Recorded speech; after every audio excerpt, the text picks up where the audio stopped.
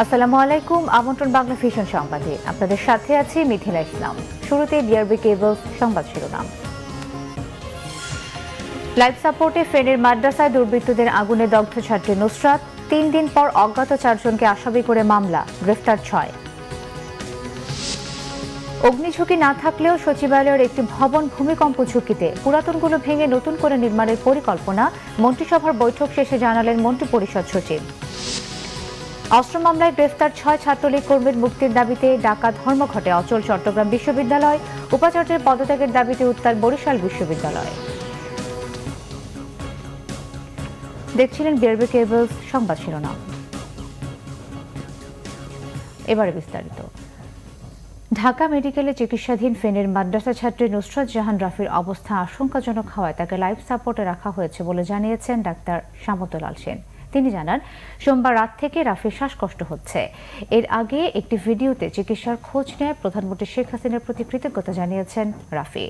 দায়ীদের দৃষ্টান্তমূলক শাস্তি চেয়েছেন রাফির পরিবারের সদস্যরা।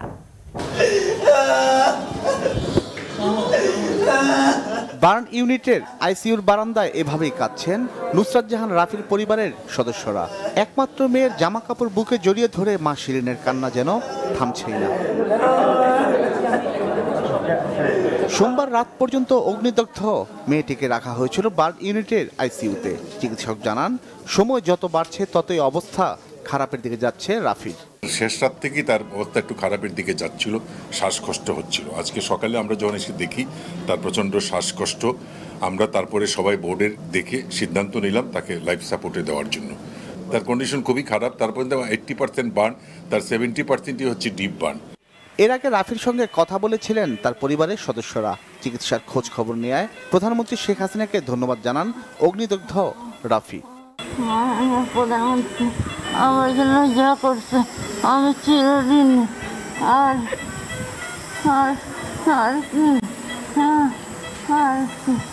আল্লাহ পানি খাবো। একমাত্র বোনের এমন অবস্থার জন্য যারা দায়ী তাদের শাস্তি চায় রাফির ভাই নোমান। আবেদন করছিলাম যে উন্নত চিকিৎসার জন্য যাতে ওকে বাইরে নেওয়া হয়, কিন্তু ওকে বাইরে নেওয়ার মতো ওরকম কোনো সিচুয়েশন দেখতেছে না। যদি প্রয়োজন হয় মাননীয় প্রধানমন্ত্রী অবশ্যই ওকে বাইরে নিয়ে যাবে। এটা মামলা হয়েছে, এটা আইনের গতিতে চলবেই। আমার শেষ নিঃশ্বাস থাকা পর্যন্ত এটার প্রতিবাদ আমি করবই। 5 এপ্রিল শনিবার সকালে ফেনীর সোনাগাজী ইসলামিয়া সিনিয়র ফাজিল মাদ্রাসায় আলিম পরীক্ষা দিতে যান নুসরাত জাহান। এ সময় মাদ্রাসার অধ্যক্ষ সিরাজউদ্দৌলার পক্ষের কয়েকজন শিক্ষার্থী তাকে ডেকে ছাদে নিয়ে যায়। চাপ দেন অধ্যক্ষের বিরুদ্ধে করা শ্লীলতাহানির মামলা তুলে নিতে। রাজি না হলে তার গায়ে কেরোসিন ঢেলে আগুন দিয়ে পালিয়ে যায় দুর্বৃত্তরা। জিয়া খান, বাংলা ভিশন, ঢাকা। ফেনীর সোনাগাজীতে মাদ্রাসা ছাত্রীকে পুড়িয়ে হত্যা চেষ্টার 3 দিন পর মুখোশধারী অজ্ঞাত 4 জন ও তাদের সহযোগীদের আসামি করে মামলা করেছে পরিবার। এই ঘটনায় জড়িত সন্দেহে 6 জনকে আটক করেছে পুলিশ। সোমবার বিকেলে সোনাগাজী মডেল থানায় মামলাটি করেন ভিকটিমের বড় ভাই মাহমুদুল হাসান। থানার ওসি মোয়াজ্জেম হোসেন এই তথ্য জানিয়েছেন। আটকরা হলেন সোনাগাজী ইসলামিয়া সিনিয়র ফাজিল মাদ্রাসার ছাত্র আলিম পরীক্ষার্থী আরিফুর রহমান, মাদ্রাসার ইংরেজি বিভাগের শিক্ষক আক্তার হোসেন, নাইট গার্ড মোস্তফা, দপ্তরি নুরুল আমিন ও স্থানীয় জসিমউদ্দিন ও ফাইজুল হক। তাদের জিজ্ঞাসাবাদ চলছে বলে জানিয়েছে পুলিশ। সচিবালয়ের ভবনগুলো অগ্নিঝুঁকিপূর্ণ না হলেও মন্ত্রিপরিষদ ভবনটি ভূমিকম্প ঝুঁকিপূর্ণ বলে জানিয়েছেন মন্ত্রিপরিষদ সচিব মোহাম্মদ শফিউল আলম। সকালে মন্ত্রিসভার বৈঠকের পর সচিবালয়ে এক সংবাদ সম্মেলনে তিনি এই তথ্য জানান। এক প্রশ্নের জবাবে তিনি বলেন, সচিবালয়ের পুরাতন ভবন ভেঙে নতুন ভবন নির্মাণের পরিকল্পনা করছে সরকার। এজন্য মসজিদের পাশে থাকা স্থানে 20 তলা ভবন নির্মাণ করা হবে। সচিবালয়ের ভবনগুলোর অগ্নি নির্বাপন সরঞ্জাম হালনাগাদ করা হচ্ছে। তবে ভবনগুলোতে সার্কিট ব্রেকার থাকায় আগুন লাগলে বিদ্যুৎ সরবরাহ বন্ধ হয়ে যাবে বলেও জানান মন্ত্রিপরিষদ সচিব। বৈঠকে 2019 সালের প্রথম 3 মাসে মন্ত্রিপরিষদের গ্রহণ করা বিভিন্ন সিদ্ধান্ত বাস্তবায়নের চিত্র তুলে ধরা হয়। এর আগে সকাল 10:30টায় প্রধানমন্ত্রীর কার্যালয়ে মন্ত্রিসভার বৈঠক হয়। প্রধানমন্ত্রী শেখ হাসিনার সভাপতিত্বে মন্ত্রিসভার সদস্য ছাড়াও সংশ্লিষ্ট সচিবরা বৈঠকে অংশ নেন। আর্থকুয়েক হয় তো এগুলো একটু দুর্বল, মানে এটার বেসটা খুব অনেক পুরনো, ধরেন 60-70 বছর আগে তৈরি করা এই ভবনটি, এটা নিয়ে একটু ঝুঁকি আছে। এই জন্য মাননীয় প্রধানমন্ত্রীকে এইখানে অফিস করতে আনি না, আমরা ভিন্ন ভেন্যু করেছি। সচিবালয়ে ওই যে ভবনগুলো নির্মাণ হয়ে গেছে সেগুলো তো বড় চেঞ্জ কিছু করা যাবে না। আমরা এই যে মসজিদের পাশে বড় বিল্ডিং হবে 20 তলা, ওটার মধ্যে এই সব বিষয় অ্যাড্রেস করে করা হবে। বেগম খালেদা জিয়াকে জামিনে বাধা না দিয়ে নিঃশর্ত মুক্তি দিতে সরকারের প্রতি আহ্বান জানিয়েছেন বিএনপির সিনিয়র যুগ্ম মহাসচিব রুহুল কবির রিজভী। নয়াপল্টনে দলের কেন্দ্রীয় কার্যালয়ে এক সংবাদ সম্মেলনে তিনি আহ্বান জানান। রিজভী বলেন, বেগম খালেদা জিয়ার প্যারোলে মুক্তির বিষয়ে মন্ত্রীদের পরস্পর বিরোধী বক্তব্য নিষ্ঠুর তামাশা। বঙ্গবন্ধু শেখ মুজিব মেডিকেল বিশ্ববিদ্যালয়ে বিএনপি নেত্রীর যথাযথ চিকিৎসা হচ্ছে না বলে অভিযোগ করেন রিজভী।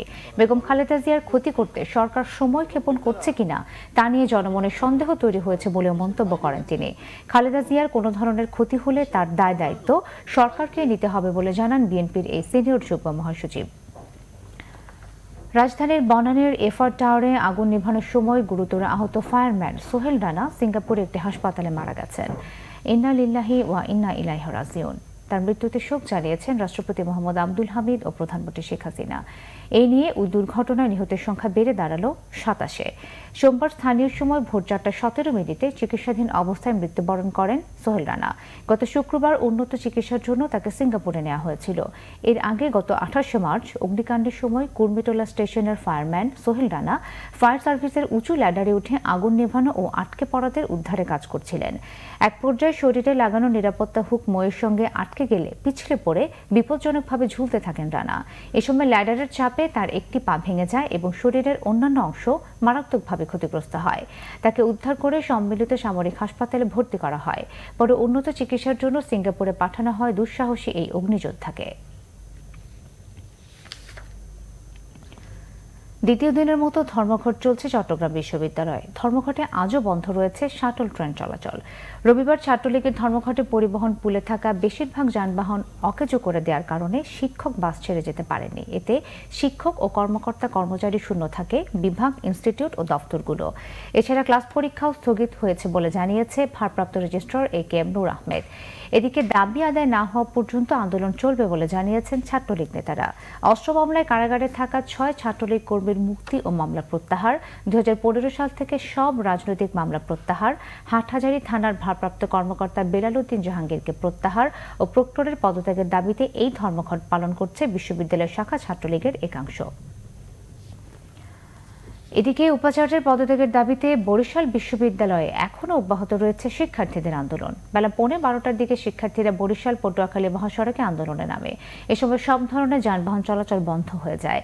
এর আগে বরিশাল সার্কিট হাউসে সমঝোতা বৈঠকে গত 6 এপ্রিল শিক্ষার্থীদের আন্দোলন প্রত্যাহার করার জন্য অনুরোধ জানানো হয়েছিল প্রশাসনের পক্ষ থেকে, কিন্তু আন্দোলন প্রত্যাহার না করে ভিসির পদত্যাগের দাবিতে নতুন করে কর্মসূচি দেওয়ার সিদ্ধান্ত নেয় শিক্ষার্থীরা। পরে দুপুর 1:15টার দিকে সড়ক অবরোধ কর্মসূচি স্থগিত করে শিক্ষার্থীরা।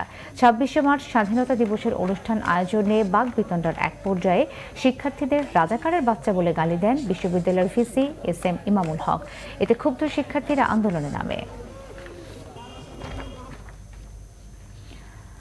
দীর্ঘদিন ধরে একটি সেতুর অপেক্ষায় কুড়িগ্রামের ফুলবাড়ী উপজেলার বালাহাট ও নাওডাঙ্গা ইউনিয়নের 10 গ্রামের মানুষ। 12 মাসী নদীর উপর নিজেদের তৈরি বাঁশের নড়বড়ের সাঁকো তাদের 12 মাস ভোগান্তির কারণ।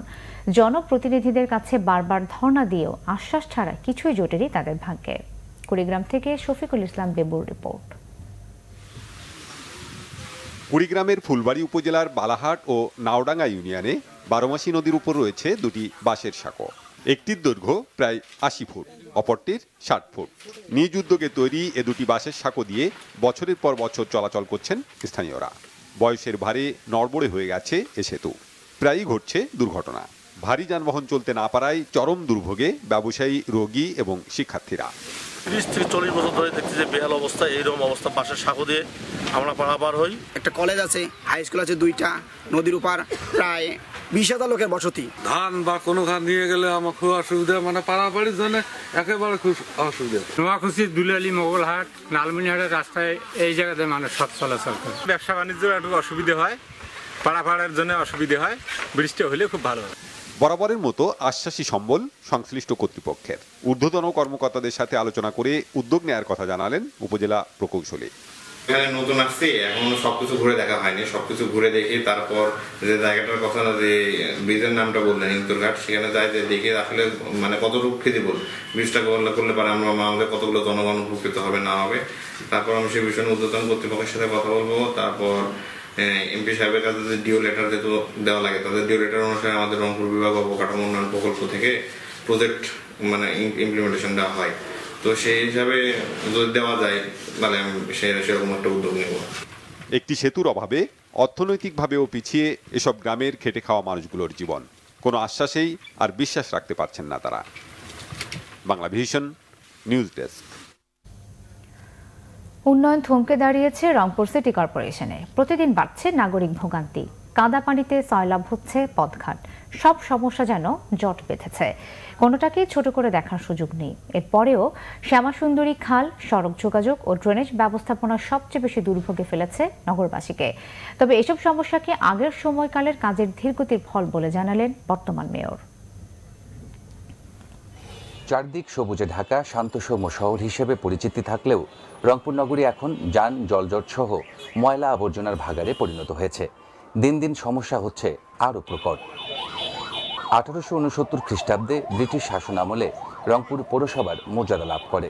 প্রধানমন্ত্রী শেখ হাসিনার দেওয়া প্রতিশ্রুতি অনুযায়ী সরকার 2012 সালের 28 জুন রংপুরকে সিটি কর্পোরেশনে উন্নীত করে। গত 7 বছরের সেই আনন্দ এখন হতাশায় রূপ নিয়েছে। এটা ঝন্টু সাহেব করিয়ে দিয়ে গেছে, আমাদের মোস্তফা সাহেব বসতে, উনি বসিয়া তো ওনার নায়কগিরি করতেছে। এই রোডে ওনাকে একবার রিক্সা দিয়ে আমার নিয়ে যাওয়ার ইচ্ছা করে। স্কুলে যাতায়াত করতে অনেক সমস্যা হয় এবং রিক্সাওয়ালা বা অটোকে বেশি করে টাকা দিলে ওরা যেতে চায় না। 1 বছর ধরে মনে করেন যে এই রাস্তার কাজ হবে, এই দিন হবে ওই দিন হবে, এই কন্ট্রাক্টর আসে, এরা সবাই ঘুরি টুরি যায়, কিন্তু আমাদের এখানে কোনো কাজ হচ্ছে না। নগরের সবচেয়ে বেশি দুর্ভোগের কারণ যোগাযোগ ও ড্রেনেজ ব্যবস্থা। ইতিহাসের সাক্ষী শ্যামাসুন্দরী খাল দখলের প্রতিযোগিতায় হারিয়েছে সৌন্দর্য, পরিণত হয়েছে ময়লার ডাস্টবিনে। এই অস্বাস্থ্যকর পরিবেশের মধ্যেই এই শ্যামাসুন্দরীকে নিয়ে আছে। শ্যামাসুন্দরীর এই যে খনন এবং এর যে দখল, এটা দখল মুক্ত করা খুবই প্রয়োজন। মশা ফ্যাক্টরি হয়ে গেছে এবং বর্জ্য দিয়ে ভর্তি, তো এটা অসুখের কারখানা হয়ে দাঁড়িয়েছে। গেল মেয়র শাসন আমলে 2017-18 অর্থ বছরে জাইকার অর্থায়নে 150 কোটি টাকা ব্যয়ে নগরীর 21টি উন্নয়ন প্রকল্পের কাজ নির্ধারিত সময়ে শেষ না হওয়াকে এসব সমস্যার কারণ হিসেবে উল্লেখ করলেন নগরপিতা। আমরা বাস্তব পদক্ষেপ নিতে এখন পর্যন্ত পারি নাই। মেইনলি এখানে যারা ঠিকাদার কাজ নিয়ে হাফ ডান করে প্রতিমধ্যেই তারা কাজ ছেড়ে চলে গেছে। ইতিমধ্যে তাদের সময়সীমা শেষ হয়ে গেছে। তাদেরকে এর মধ্যে আমরা দাপ্তরিক সেভারেল টাইম তাদেরকে চিঠি দিছি, তারা এখন পর্যন্ত রেসপন্স করে নাই। 2018-19 অর্থ বছরে 119 কোটি 47 লাখ টাকা ব্যয়ে সড়ক সংস্কার, ড্রেন, কালভার্ট, ব্রিজ নির্মাণ সহ 17টি উন্নয়ন প্রকল্প হাতে নিয়েছে সিটি কর্তৃপক্ষ। জুয়েল আহমেদ, বাংলা ভিশন, রংপুর। নিচ্ছে সিবিসি টাইলস সংবাদ বিরতি, সাথেই থাকুন, এরপর জানিয়ে ফিরছি।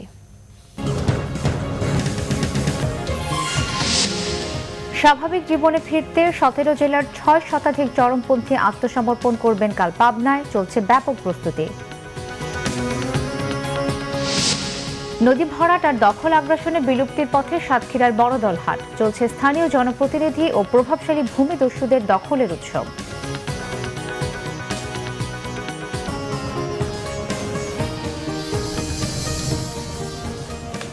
স্বাগত আরও একবার বাংলা ভিশন সংবাদে।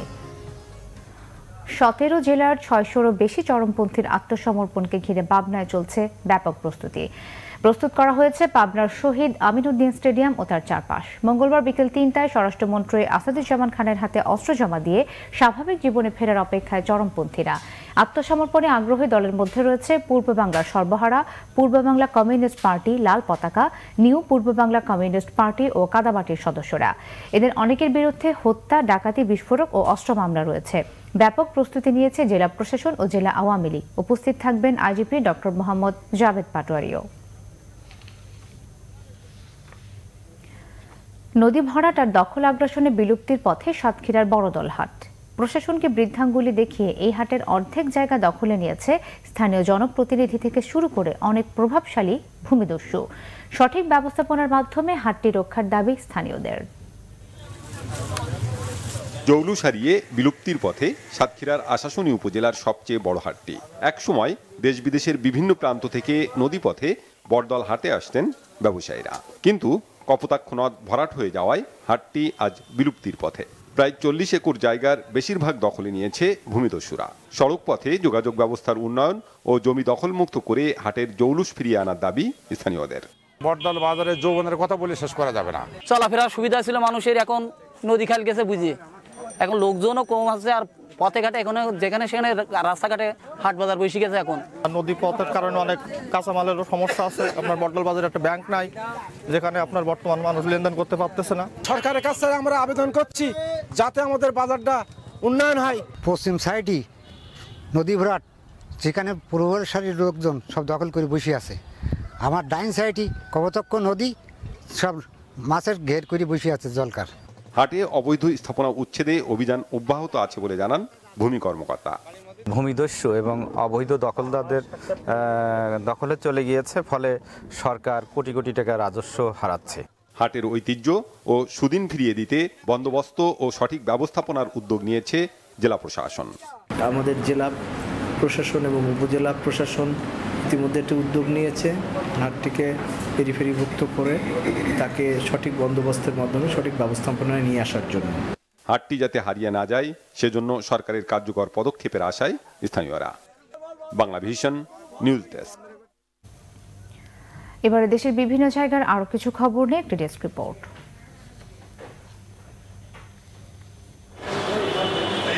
খনন করা কপোতাক্ষ নদ ফের পলি পড়ে ভরাট হয়েছে। এতে এর অববাহিকার প্রায় 25 লাখ জনগোষ্ঠী আবারও ভয়াবহ জলবদ্ধতার শিকার হতে পারে বলে আশঙ্কা প্রকাশ করেছেন কেন্দ্রীয় পানি কমিটির কর্মকর্তারা। দুপুরে সাতক্ষীরা প্রেস ক্লাবে এক সংবাদ সম্মেলনে আশঙ্কার কথা জানান তারা। চট্টগ্রামে পহেলা বৈশাখের অনুষ্ঠানকে ঘিরে নগর জুড়ে 5000 পুলিশ ফোর্স মোতায়েন থাকবে বলে জানিয়েছেন সিএমপি কমিশনার মাহবুবুর রহমান। দুপুরে পুলিশ লাইনের সম্মেলন কক্ষে বিভিন্ন সংস্থার সাথে মতবিনিময় করে কথা জানান তিনি।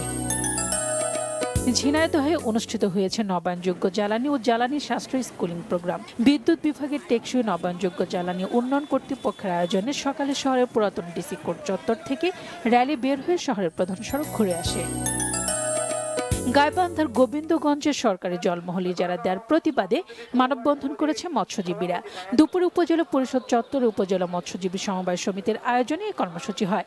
এ সময় বক্তারা বলেন, অবিলম্বে এই সরকারি জলমহল ইজারা বাতিল না করলে আগামীতে বৃহত্তর আন্দোলন করা হবে। কক্সবাজার মেডিকেল কলেজ হাসপাতালের সহকারী রেজিস্ট্রার ও ইন্টার্ন ডাক্তারদের উপর সন্ত্রাসী হামলার প্রতিবাদে নোয়াখালীতে অবস্থান কর্মসূচি পালন করেছে ইন্টার্ন চিকিৎসকরা। নোয়াখালী জেনারেল হাসপাতালের সামনে অবস্থান কর্মসূচিতে বক্তারা নিরাপদ কর্মস্থল নিশ্চিত করার পাশাপাশি হামলার ঘটনার সাথে জড়িতদের দৃষ্টান্তমূলক শাস্তি দাবি জানান। গোপালগঞ্জে এক ছাত্রীর যৌন নির্যাতনকারী শিক্ষকের স্থায়ী চাকরিচ্যুতির দাবিতে শিক্ষার্থীরা অনশন শুরু করেছে। সকালে বঙ্গবন্ধু শেখ মুজিবুর রহমান বিজ্ঞান ও প্রযুক্তি বিশ্ববিদ্যালয়ের কম্পিউটার সায়েন্স অ্যান্ড ইঞ্জিনিয়ারিং বিভাগের শিক্ষার্থীরা ক্লাস বর্জন করে অনশন শুরু করে। সম্প্রতি সিএসি বিভাগের 2 ছাত্রী ওই বিভাগের চেয়ারম্যান আক্কাস আলীর বিরুদ্ধে বিশ্ববিদ্যালয় প্রশাসনের কাছে লিখিতভাবে যৌন নির্যাতনের অভিযোগ করেন। মুন্সিগঞ্জের মীর কাদিম নৌবন্দর থেকে লঞ্চ ঘাট পর্যন্ত ধলেশ্বরী নদীর তীরে গড়ে ওঠা অবৈধ স্থাপনা উচ্ছেদ অভিযান শুরু করেছে বিআইডব্লিউটিএ। দুপুর 12:30টার দিকে নদীর তীরে 4 কিলোমিটার অংশের অবৈধ স্থাপনা উচ্ছেদে এই অভিযান শুরু হয়। পাবনা বেড়ায় বিবি মডেল সরকারি স্কুলের ডাক্তার সাইফুদ্দিন ইয়াহিয়া বৃত্তি প্রদান ও সংবর্ধনা অনুষ্ঠান হয়েছে।